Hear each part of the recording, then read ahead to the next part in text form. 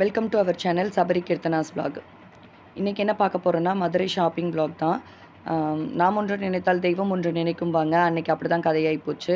சடனாக மதுரை கிளம்ப வேண்டியதாயிடுச்சு. எதுக்குன்னா பையனுக்கு வந்து ஸ்கேட்டிங் ஷூ வாங்குறதுக்கு கிளாஸ் ஜாயின் பண்ணியிருக்காரு. ஃபஸ்ட் ஸ்டாண்டர்ட்னால இப்போ தான் அது வந்து கொடுத்துருக்காங்க. அவனோட ரொம்ப நாள் ஆசை அது வந்து. நான் வந்து அவ்வளோ சீக்கிரம் வந்து ஷாப்பிங் கிளம்பிட மாட்டேன். ஏன்னா எங்கள் வீட்டிலேருந்து ஒரு 30-35 கிலோமீட்டர் பக்கம் விழுகும் மதுரை வந்து.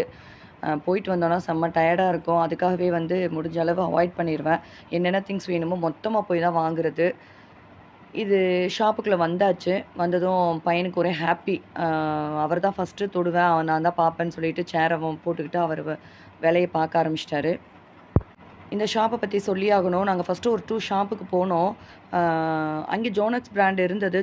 ஜோனக்ஸுன்ற பிராண்டு தான் ரொம்ப இதுன்னு சொல்லி சொன்னாங்க, ஒர்த்துன்னு சொல்லிட்டு. எங்களுக்கு அதை பற்றி எனக்கும் என் ஹஸ்பண்டுக்கும் சுத்தமாக ஐடியா கிடையாது. உங்களுக்கு ஏதாவது ஸ்கேட்டிங் சம்மந்தப்பட்டது தெரிஞ்சதுன்னா எனக்கு கமெண்ட் பண்ணுங்கள், நான் தெரிஞ்சுக்கிறேன். கூடிய கிட்டும் ரெட்டில் வேணும்னு சொல்லி எங்கேயுமே அந்த காம்பினேஷனில் வந்து கிடைக்கல. அந்த அண்ணா தேடி தான் எடுத்து கொடுத்தாரு.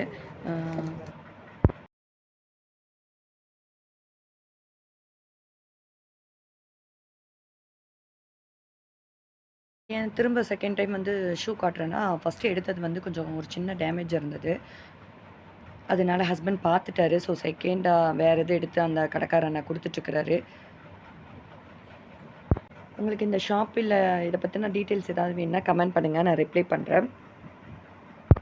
ஸோ நெக்ஸ்ட்டு சாக்ஸ் எடுக்கலான்னு சொல்லி தான் எடுத்துகிட்ருக்குறோம். ஸ்கூல் ஓப்பன் ஆகி 15 டேஸ் ஆகுது. பழசை வச்சே ஓட்டிட்டோம் நாங்கள் எப்படியோவும். இப்போது ஷாப் வந்தனால சரி கையோடு எடுத்துகிட்டு போயிடலாம். பர்ச்சேஸ் பண்ணும்போது சாக்ஸ் மறந்துட்டோம் ஆக்சுவலாக. அதனால் அப்புறம் 15 டேஸ் இவன் பழைய சாக்ஸ் தான் பையன் வந்து போட்டுட்டு போயிட்டுருந்தான். இங்கே கையோடு எடுத்துகிட்டு போயிடலான்னு சொல்லிட்டு நாங்கள் எடுத்துகிட்ருக்குறோம். ஃபைனலாக எப்படியோ அவருக்கு பிடிச்ச அந்த கலர் காம்பினேஷன்லேயே ரெட் வித் ரெட் காம்பினேஷன்லேயே எடுத்துட்டோம். இது ஸ்கிப்பிங் கயிறு. பையன் வேணும்னு சொல்லி சும்மா கேட்டான், பார்த்தோம். எடுக்கலான்னா அவரை சமாதானப்படுத்தி எப்படியோ வீட்டுக்கு கூட்டிகிட்டு வந்துட்டோம். எப்படியும் அவர் விளையாட போகிறதில்ல, அதனால் அப்படி சமாதானப்படுத்தி கூட்டிகிட்டு வந்துட்டோம். இதுதான் அந்த ஷாப் நேம் வந்து ராஜ ஸ்போர்ட்ஸ்ன்னு சொல்லிட்டு. கடைக்காரவங்கள்ட்ட பெர்மிஷன் கேட்டுட்டு தான் நான் வந்து உங்களுக்கு போட்டிருக்கேன். ஹஸ்பண்ட் பில் பே பண்ணிகிட்ருக்காங்க. வெளியில் வந்து பார்த்தா செம்ம டிராஃபிக்கு. ஈவினிங்க்கு அதுக்கும் எல்லாம் ஆஃபீஸ் முடிஞ்சு போவாங்க இல்லையா, அந்த டைம் வந்து 7:30 பீக் டைமு. பயங்கர டிராஃபிக்காக இருந்தது.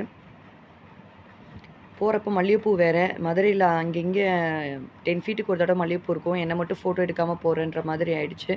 ஜிகர்தண்டா வந்து இங்கே தான் ட்ரை பண்ணோம் நாங்கள். மதுரை வந்துட்டு ட்ரை பண்ணாமல் போனால் எப்படி? ஸோ இங்கே ட்ரை பண்ணிவிட்டு சாப்பிட போயிட்டோம். இந்த ஹோட்டல் ரொம்ப ஃபேமஸானது. பஸ் ஸ்டாண்ட் ஆப்போசிட்டே இருக்கும். வெஜ்ஜு ட்ரை பண்ணோன்னா இங்கே தாராளமாக போகலாம். டேஸ்ட் நல்லாயிருக்கும். அன்றைக்கி ஃப்ரைடே ஈவினிங்னால நாங்களும் நான்வெஜ் ட்ரை பண்ணல, வெஜ்ஜு தான் சாப்பிட்டோம். நான் 2 புரோட்டா மட்டும் வாங்கிக்கிட்டேன். குழந்தைங்களுக்கு வந்து இட்லி வாங்கிட்டோம், பார்சல் வாங்கிக்கிட்டேன். அவர் வந்து சில்லி பரோட்டா வேணும்னு சொல்லிட்டு அவர் விருப்பப்பட்டதை வாங்கிக்கிட்டாரு. எங்கள் வீட்டில் மட்டும்தான் குழந்தைங்க எப்படி இருக்கிறாங்களான்னு எனக்கு தெரியல. அப்போ தான் ஜிகர்தண்டா வந்து சாப்பிட்டாங்க. திரும்ப ஐஸ்கிரீம் வேணும்னு ஒரே அடம். ஆனால் எப்படியோ ஆடி காற்று அது இதுன்னு சொல்லிட்டு சளி பிடிச்சிக்குன்னு சொல்லி ஏமாற்றி கூட்டிகிட்டு வந்துட்டேன். பக்கத்தில் வேறு சின்ன ஷாப் இருக்குது. அடிக்கடி போய் ஐஸ்கிரீம் சாப்பிடுவாங்க. உங்கள் வீட்டில் இப்படியா, இல்லை எங்கள் வீட்டில் தான் இப்படி இருக்கிறான்னு எனக்கு மறக்காமல் கமெண்ட் பண்ணுங்கள். ஸோ பஸ் ஸ்டாண்டு வந்தாச்சு. எதுக்கு பைக் 2 வீலரில் போயிட்டு நீங்கள் பஸ் ஸ்டாண்டுன்னு கேட்பீங்க ரிட்டன் வரும்போது.